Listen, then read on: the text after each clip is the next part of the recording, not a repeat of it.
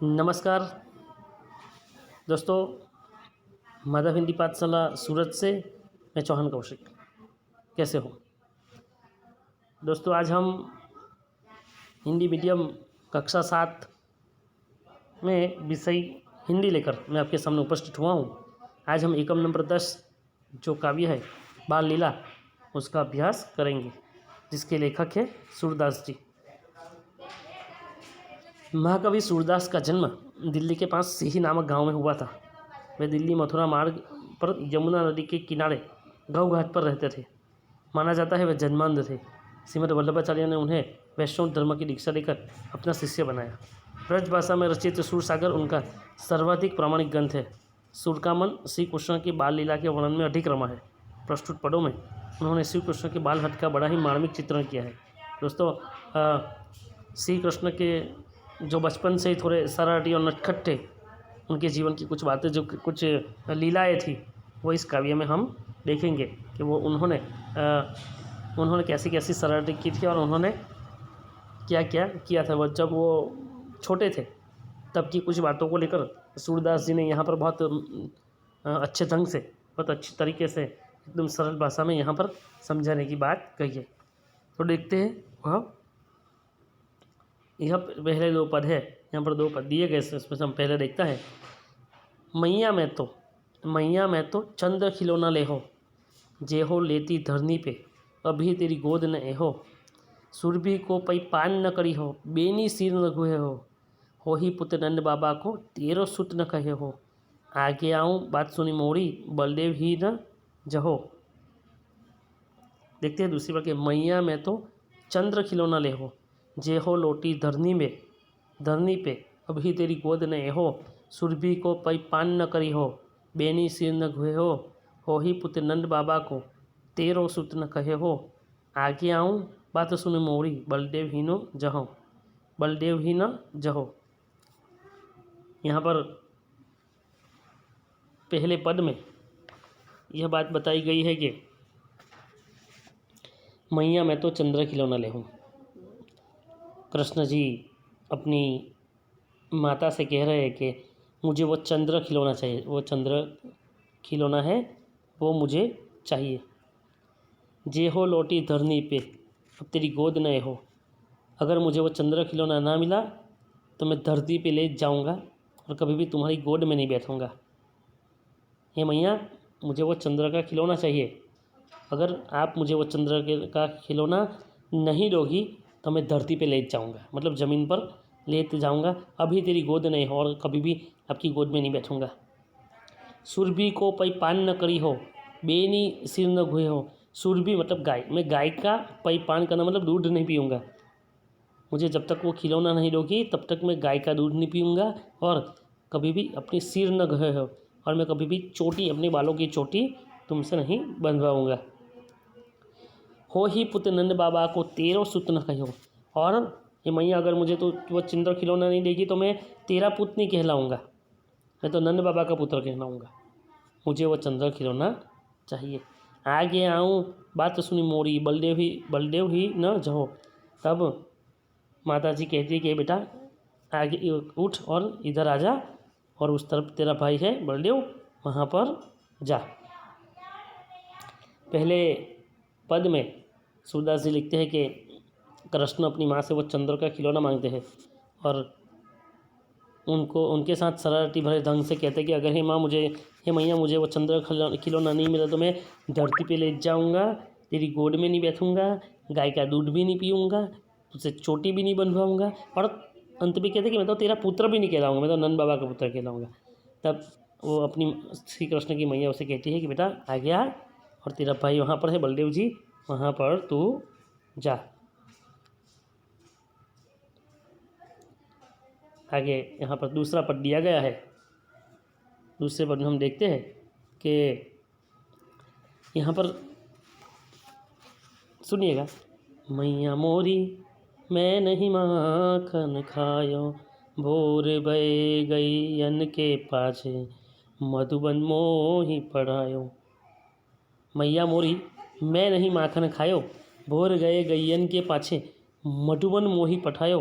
4 पहर बंसी भटक्यो, सांझ परे घर आयो, मैं बालक बहियन को छोटो, छींको के ही बिंकी पायो, ग्वाल बाल सब बेड़ पड़े है, बरबस मुख लपटायो, तेरे जिय कछु भेद उपजी है, जानी परायो जायो, यह ले अपनी लकुटी कमरिया, बहुते नाच नचायो, सूरदास तब बिहसी जसोदा, लेकर कंठ उठायो।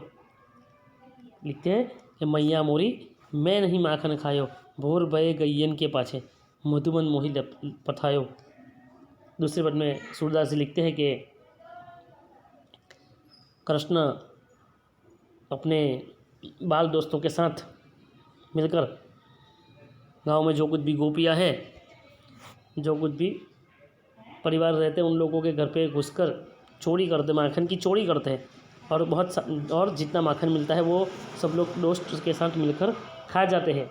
और एक दिन वो ऐसे ही मक्खन की चोरी करने जाते हैं और मक्खन खाने जाते हैं और पकड़े जाते हैं। और पकड़े जाते हैं तब वो जिसके घर से वो पकड़े गए वो लोग उनको पकड़ कर जसोदा मैया के सामने लाते हैं और वहाँ पर आकर उनको एक जसोदा माता एक खंभे के साथ उनको बांध देती है। तब सूरदास जी ने लिखा है कि कृष्ण कहते कि मैया मोरी मैं नहीं माखन कर, हे मैया मोरी, हे मेरी माँ, मैंने माखन नहीं खाया। भोर भये गैयन के पाछे, मधुमन मोही पथायो। मैं तो सुबह सुबह गाय को लेकर जंगल में गया था। मधुवन मतलब जंगल। मैं सुबह से ही गायों को लेकर जंगल में गया था। 4 पहर बंसी बन भटक्यो, सांझ पड़ेगा। 4 पहर से मैं सब जंगल में घूमता रहा था, सांझ पड़ेगा रहा। माँ मैं तो, हे माँ, मैंने माखन नहीं खाया। मैं तो सुबह से गायों को लेकर जंगल में गया था और 4 पहर जितना समय मैंने वहाँ पर निकाला और मैं सांझ परे घर आया हूँ। मैं तो शाम को घर पे आया हूँ। मैं बालक बहियन को छोटो, छीको क्या ही बिंकी पायो। हे मैया, मेरे तो हाथ भी बहुत छोटे हैं। ऊपर का जो छीको ऊपर जो बांधा हुआ है छीको, वो मैं कैसे उतार पाता? आप ही सोचो, मैं कैसे उतार पाता? मेरे तो हाथ भी छोटे हैं। और दूसरी बात कि मैं तो सुबह से गायों को लेकर जंगल में गया था, वहाँ पर उनके साथ बंसी बजा कर मैंने 4 पहर का समय बिताया। फिर मैं तो सांझ को घर पे आया। मैं कैसे चोरी करने जाता हूँ? मैं बालक बहियन को छोटो, छीको के ही बिंगी पर। हे मैया, मेरे तो हाथ भी छोटे हैं और वो छीको जो है वो बहुत ऊपर लगा हुआ है, मैं कैसे उसे उतार पाता? ग्वाल बाल सब बेड़ पड़े हैं, बरबस मुख रपतायो। तब कृष्ण कहते कि ग्वाल बाल मतलब छोटे छोटे जो मेरे दोस्त हैं, मित्र हैं, सब बेड़ पड़े हैं, सब मेरे दुश्मन हैं। उन्होंने ज़बरदस्ती मेरे मुख पर ये माखन लगा दिया है। ग्वाल बाल सब बेर पड़े हैं, बरबस मुख रपतायो, तेरे जिय कछु भेद उपजी है, जानी परायो जायो।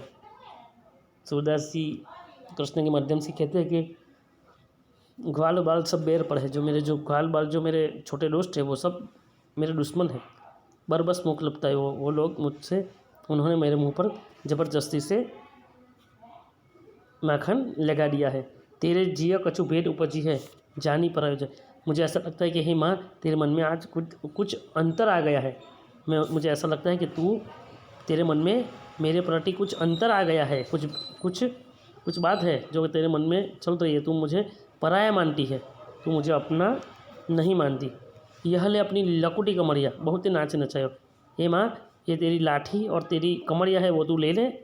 तूने मुझे बहुत नाच नचायो, अब मैं तेरा पुत्र नहीं हूँ। तेरे मन में कुछ भेद आ गया है, तू ये सब ले ले। सूरदास तब बिहसी जसोदा। सूरदास जी लिखते हैं कि तब जसोदा जी हंस पड़ती है और ले उर कंठ लगायो। सूरदास जी कहते हैं कि तब जसोदा मैया बहुत हंसने लगती है और वो अपने बच्चे को ऐसी नटखट बातें करते हुए सुनकर बहुत खुश होती है और अपने बच्चे को लगाकर अपने गले से लगा लेती है। तो दोस्तों, हमने इस वीडियो में देखा है कि कैसे कृष्ण बहुत शरारती है, नटखट है, जो बहुत मजाक शरारत करते हैं और फिर बाद में ऐसी बातें करते हैं।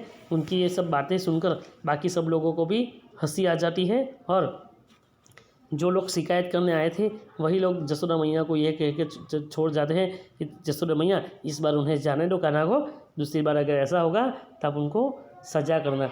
और जो कृष्ण की ऐसी जो नटखट बातें थी जो सुनकर बाकी सब लोग बहुत हंसने लगे थे और हंसते हंसते वो गोपियाँ कह गई कि जसोदा मैया इस बार कन्हैया को जाने दो।